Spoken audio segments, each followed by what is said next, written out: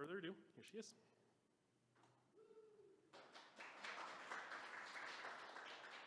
I'm not as tall as him, so I'm going to get that out of my way.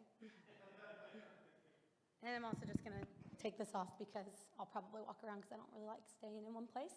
But thanks, Carson, and thanks, Free Code Camp, for having me in Starspace. But I'm Tara. I am a recruiter with Tech Systems Digital. I live in the Tulsa area, so I'm here to talk with you guys about resume building. How many of you guys actually keep your resume up to date? That's a lot more than I was expecting. You guys are way better than me. So, well, I'm going to start with a little bit about myself. Like I mentioned, recruiter with Tech Systems Digital. I've been with Tech Systems since June of 2016, and then I joined Tech Systems Digital as the digital and creative recruiter in August of last year. So, or I guess September, kind of both. Another thing about me, I love my dog.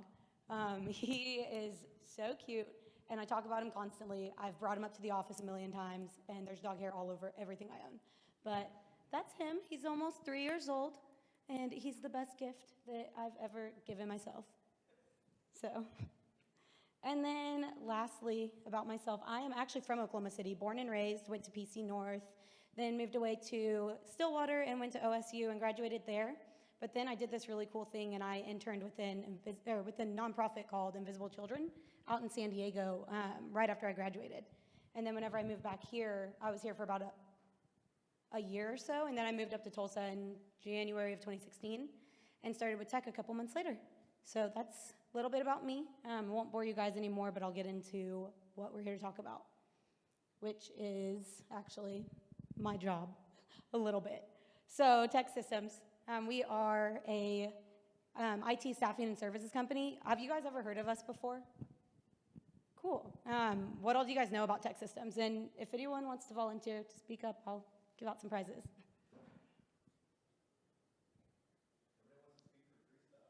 That looks like you volunteered. What's up? They help people find jobs. We do. That's the coolest part about my job. What else do you guys know? No, I've got a ton of them. What else do you guys know?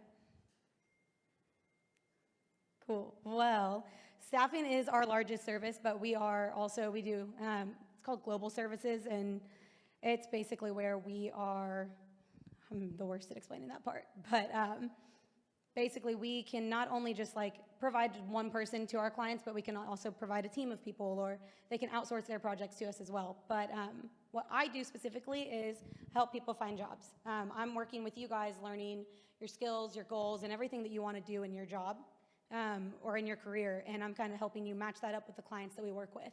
Some of the clients that we work with are going to be like Williams, American Airlines, ConocoPhillips. We work with American Fidelity. We work with OG&E. We work with a ton of different clients around Oklahoma City and in Tulsa.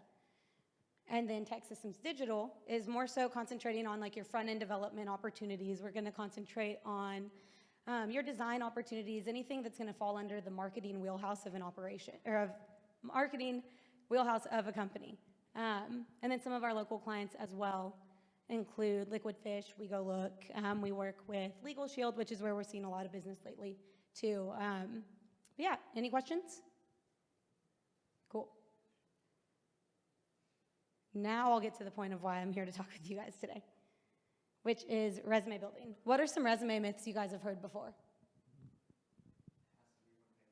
Okay, that's definitely one. Ready?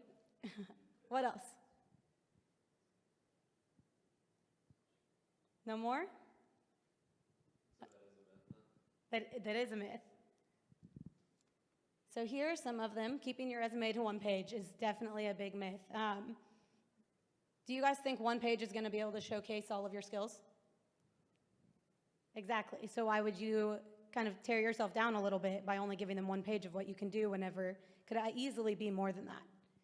Another one would be taking time to do all of the fancy formatting. I mean, if it's a design type of position or a front-end development, that's definitely going to show who you are, and you should absolutely add that in there, but you don't need to spend hours on hours on hours making sure that it's the most beautiful thing anyone's ever seen. I think it's on average, hiring managers are spending about 30 seconds looking at your resume, so making sure that it's got all of the information in there and to the point, but still shows your creativity is important, but fancy formatting is not like the hugest thing. And then I've also noticed that whenever I'm looking at resumes, it's more so from like recent grads and everything, I'm seeing that they've got like, I'm driven, I've gotten like all of these just like different soft skills that they're including on there. It's not a huge deal to add that in there right there, because whenever you're in the interview, they're gonna be able to tell the soft skills that you have.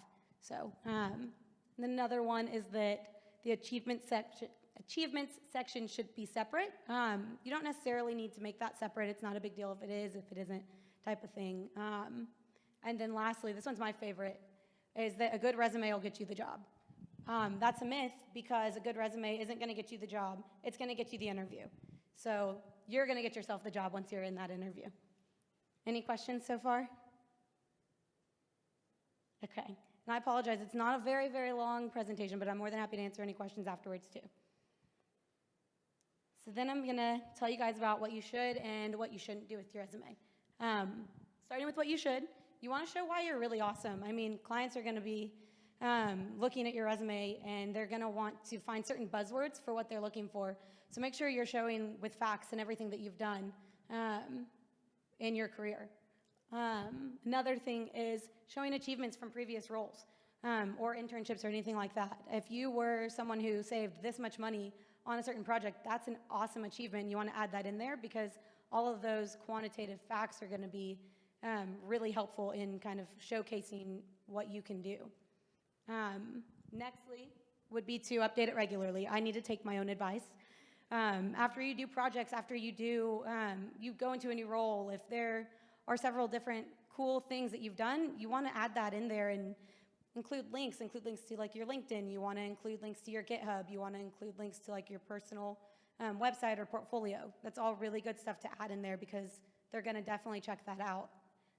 Like on here, I'm mentioning that if you list your LinkedIn, I mean, 68% of employers are looking at that, and they're looking at your social media accounts and all of that, because LinkedIn is easily becoming one of those things where they're going to take that more than they are your resume, because they can also look at your connections. They can look at who else recommended you. They can look at all of like your skills that people have endorsed. They can look at all of that stuff. So it's a huge factor into everything that you've done. People can see it, and they can see who all they know that you know, and they can reach out to people about like your background and things that you've done in your career. So do you guys have anything else that you think should be on your resume that might not be listed on here?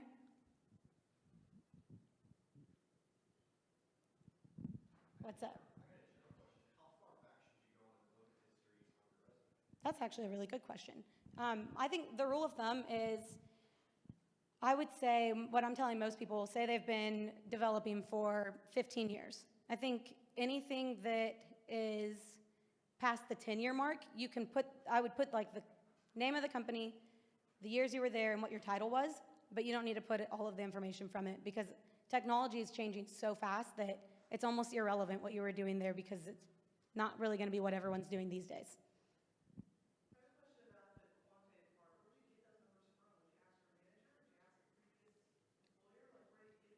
I think a lot of it just comes from the project yourself, like while you guys are going through it, like that kind of stuff is being talked about in meetings that most of the time you can be included in. But if you don't have it, I mean, yeah, asking your managers, asking your leads, they can help you out with that. Or if it's just saying like that you built however many applications from scratch there, and a lot of times you can get that information whenever it comes to like you saved this much money, or you brought this, I guess like the site visitation and everything, like how it's gone up by a certain percentage. You can include all of that on there if you just want to ask like a certain lead, or you can ask people in the marketing department. They can probably find that information for you as well, but including that information is really good to include on there. Any other questions or anything else that should be added?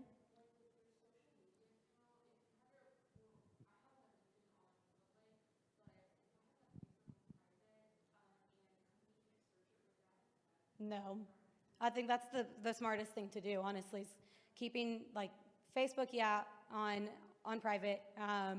Twitter, I think, is a really cool place for you to kind of showcase like what you're interested in, like just certain kind of showing your personality. I mean, keeping it professional, obviously, but I don't think it would diminish any chances of anything. Yeah, here, let me toss this your way. Anything else?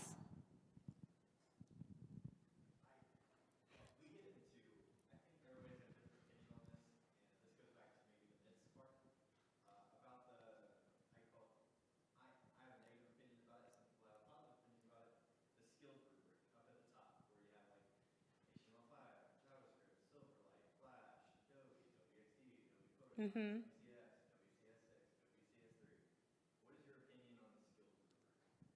So what's my opinion on keeping the skills on there? I would say it's really important to keep on there. The reason being is, like I mentioned earlier, hiring managers, they're looking for keywords. So if they see that in there, they're going to know further down in the projects that you've worked on that those are going to be most likely utilizing some of those skills and including them like in the bullet points under each position. It's a good way to also show it. But I would definitely keep that up top because, like I said, they only spend 30 seconds or so looking at your resume, and having that right there for them to check out real quick is definitely beneficial for them and for you. Is that a good question or a good answer? I will accept it as your opinion. Okay. Cool. All right. Well, it is my job. I am looking at resumes and talking with references and all that stuff every day, in and out. So, what you shouldn't do with your resume. I wouldn't just list your responsibilities. It doesn't really show what you did and what you're capable of doing. This one's kind of common knowledge, but don't lie on your resume. 58% of managers are going to figure it out really quickly, whether it's lie or even just an exaggeration. Oklahoma City is a small city compared to other places. We all know a lot of the same people, I'm sure. So if you're lying or exaggerating on your resume, I mean, hiring managers talk. They know each other, especially in this industry. It's easily something that they can figure out. And that kind of goes along with the next one, overstate or embellish. They're going to be able to see and kind of see through it. On top of that, don't just throw it together. I mean, like you guys are doing, I need to do a better job of it, but updating your resume regularly. It's going to make sure that you're not forgetting certain aspects of what you did on projects. You're not forgetting certain technologies you used. Because, I mean, think about what you guys were doing a year ago. Could you guys explain it as perfectly as you could the day after you did it? Probably not. Do you guys have anything else that you think should be added on here or that shouldn't be on here? Well, I have one question. Yeah. What's more of your opinion on buzzwords? Because sometimes they can be intermingled with skills or what have you. Yeah. So what's my opinion on buzzwords? Yeah, because for me, sometimes buzzwords can be intertwined with skills. I've heard Yeah. yes and no on those type of. So I kind of think of them as the same thing because they're going to be looking for, the buzzwords are certain skills that they need for their position or for their team, that kind of stuff. That's my opinion, unless I'm not really fully understanding your question. I think we might be on the same page with it. Cool. Oh, so sorry. What's up? Does your company or just the industry in general filters resumes first through buzzwords before a person looks at them? No, not necessarily. I think what we do is whenever we are looking for candidates for certain positions, I'm reading resumes before I'm calling that person specifically.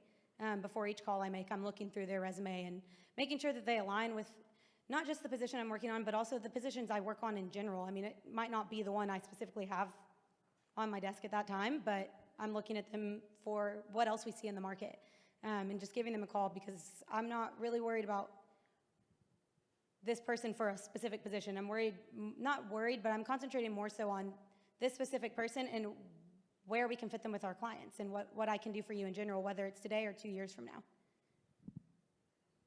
You had a question as well?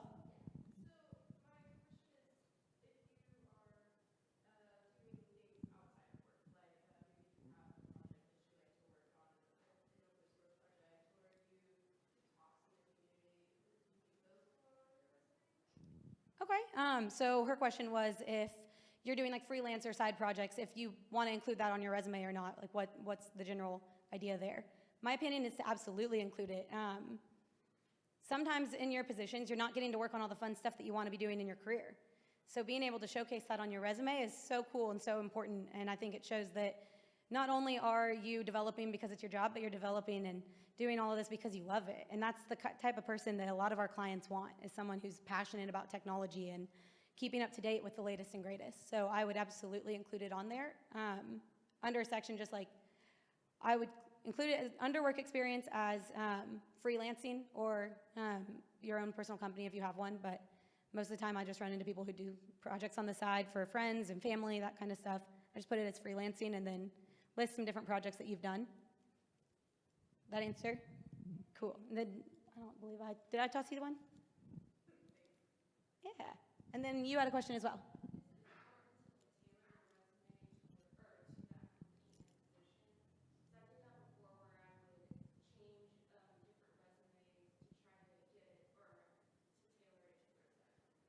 Okay. So her question was, is it important to tailor your resume for specific positions or companies that you're trying to apply for, get in touch with? I think it depends. I think it's absolutely a good practice, but it's also a time-consuming practice. If that is a skill set that you're very strong with and you've done a lot with, it's going to be on your resume anyway. But if you have a very broad skill set and you're full stack developer, but you also do design work and you also do testing work and you've done all of it, I mean, I would definitely tailor it to the specific role that you're applying for.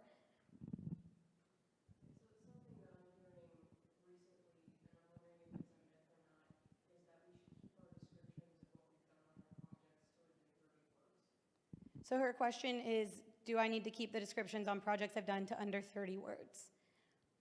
I don't know that I have a good answer for that because I've never heard that rule. I say thinking more about the length of the resume in general. Like I mentioned, you definitely want it to be more than one page, but at the same time, if you only have 2 or 3 years of experience, you don't want it to go to 4 or 5 pages. So I think just being able to explain it quickly, but also efficiently.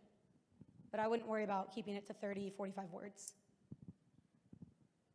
Any other questions? Is there anything else that you guys think I should add on to this? I think you have a few.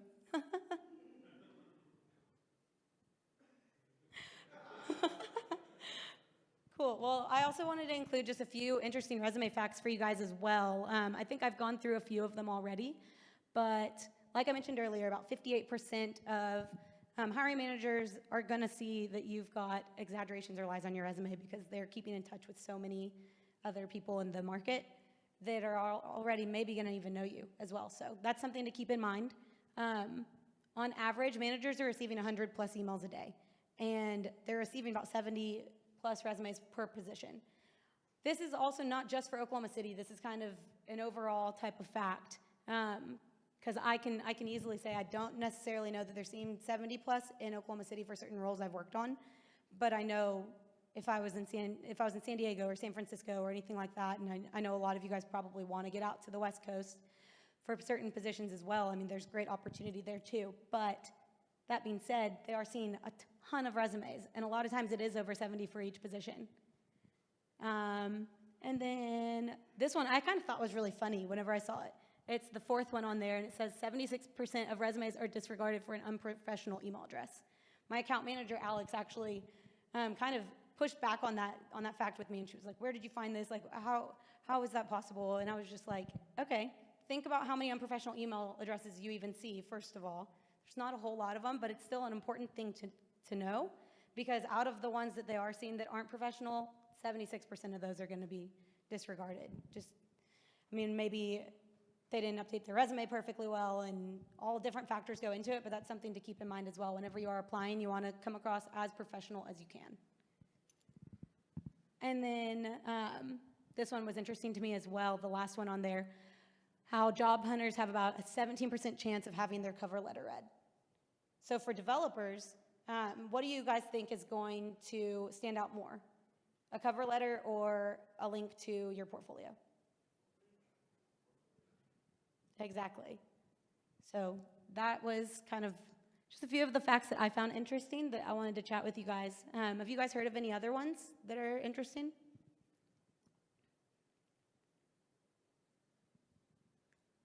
Nope? Cool. And then last but not least, we've gone through a lot of questions already, but if you guys have any more, I'm more than happy to answer them. I know, like I mentioned, kind of short and to the point, but.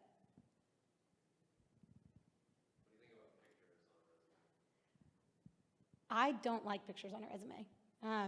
You have a link to your LinkedIn for a reason. They can see a picture of you on there. Oh, sorry. What do you think of pictures on your resume? So, I mean, I see resumes that have pictures on there, and it just depends. I mean, if it's like a professional photo, it's a little different, but at the same time, they're going to go to your LinkedIn, and having your LinkedIn and then your resume match like identically is a good way to do that. Now, I've heard, if you do include the picture with your resume, like I've heard, and this is from a different side I've heard, looked at, but there might be potential HR issues because of EO and all that type of thing, so that's why I was So his question was that if you include your picture on your resume, he's just heard like there could be potential HR issues because of equal opportunity rights, that kind of stuff, equal employment opportunity stuff. I don't know, actually. If I'm being honest with you, I'm not 100% sure. I don't know why there would be. I get kind of a sense of why, but at the same time, I've never seen an issue with it whenever we do submit people that have their pictures on their resume. Well, in the instance I'm talking about, this wasn't for IT, this was for more of a different field. Mm-hmm. Yeah. I was curious about that when that was brought up. Yeah. My professional opinion is to just leave your photo off of it and put it on your resume. Or on your LinkedIn, sorry. Do you guys have any other questions?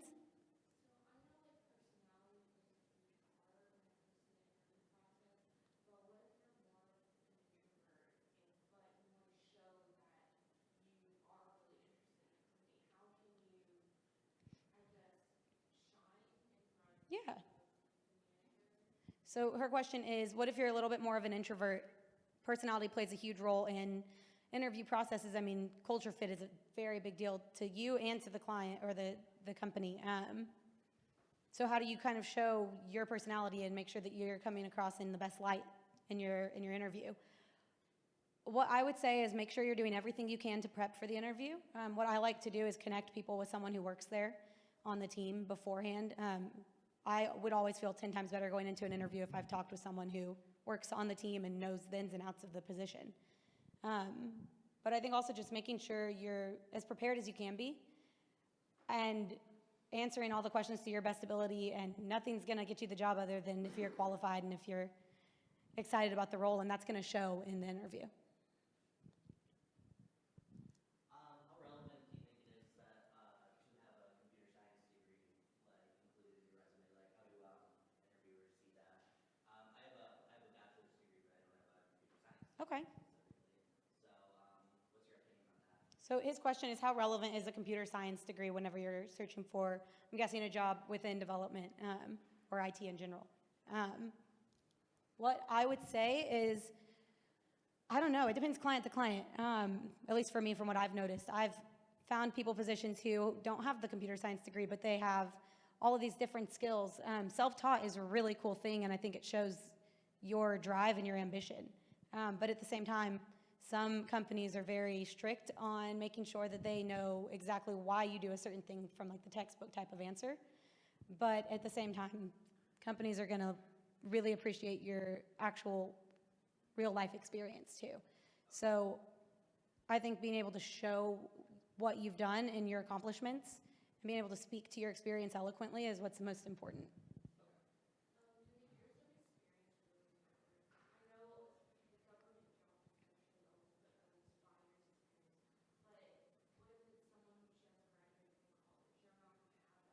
Yeah.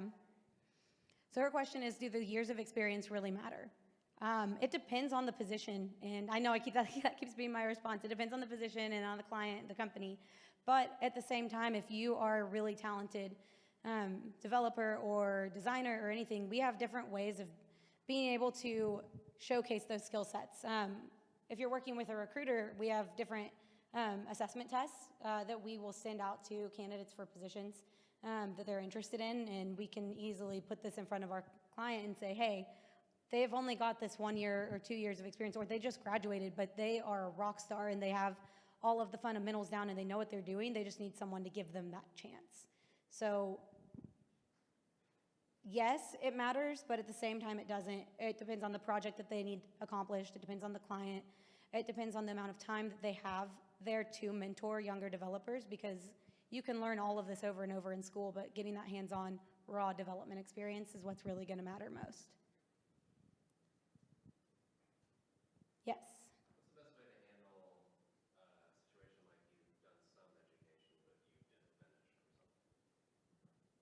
I think being as upfront, his question is, how do you handle, like, if you didn't finish your degree or something, you have some amount of education, but not what the client or what the customer is looking for. I would say being as upfront and honest as possible, letting them know why you didn't finish, what you did instead, what experience you have to make up for the degree that you didn't finish, that kind of stuff. Do you put that on the resume, or just, like, how would you handle that on the resume, though? Yeah, so I've had a few different people that only went for some amount of time. Putting it on there is what I say. I mean, I would make sure not to include like Bachelor of Science in Computer Science or something like that. I would just say Oklahoma State University these years. And then whenever they ask what your degree was in, explaining it. But I think there might be other opinions on that too. Does anyone else have any opinions on that? If I have a people already understand experience, they not really to the jobs, maybe to the other benefits or just. So his question was, if he has a degree and it's not relevant to what the job is that what you're asking me?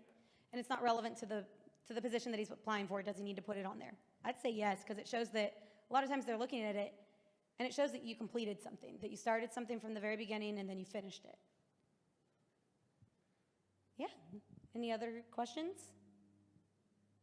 Would you say the structure of the resume is really important? Like, does it need to be skill, work experience, education, or does it not really matter? So her question was, does the structure or formatting of a resume matter, like what order it's all in?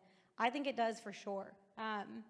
Whenever you've got that work experience, you want that to be before school, before your education on there. I like to put it in skills and then work experience and then education, because skills are going to be important. They're going to want to look over those first and quickly.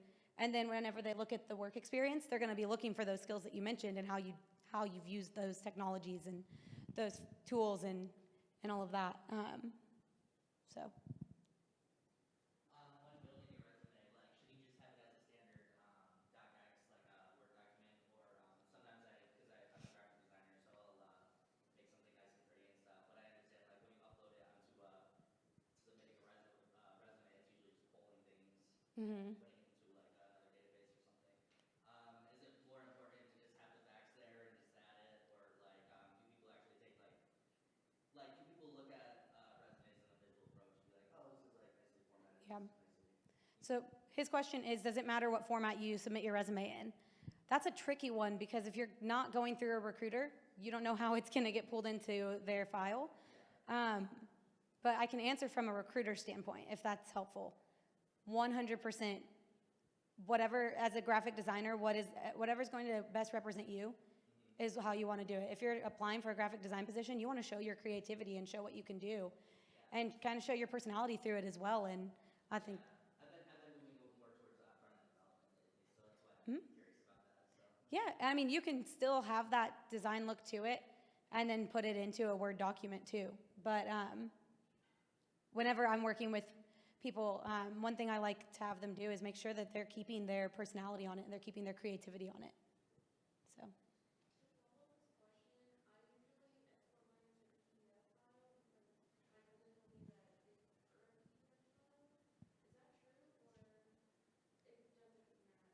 So her question is, what do companies prefer, PDF or does it matter? I don't think it matters. I think as long as they can see your skills and they can see as long as it reads nicely and it's not confusing and you don't have to like look over here and it tells you to go look over here and everything. I think as long as it's very clear and to the point, but still shows who you are and showcases your skills the way you wanted it to, it's important to have that aspect of it. So the question is going to be which, do we still need to add an introduction to resumes? So the question is, do we still need to add introduction to resumes? It doesn't hurt. I mean, I've had people send me their resume without one. I've had people send me it with one. So whichever way you want to do, whichever. I know me personally, I kind of struggle thinking of what I want to say about myself while I'm putting it in there. Knowing me, I'd end up putting pictures of my dog in it. So, it's up to you. If you can take the time and think of a good 3 or 4 sentences that are going to be strong and describe who you are and what you're looking for, then absolutely include it. But if not, then it's not going to hurt you either.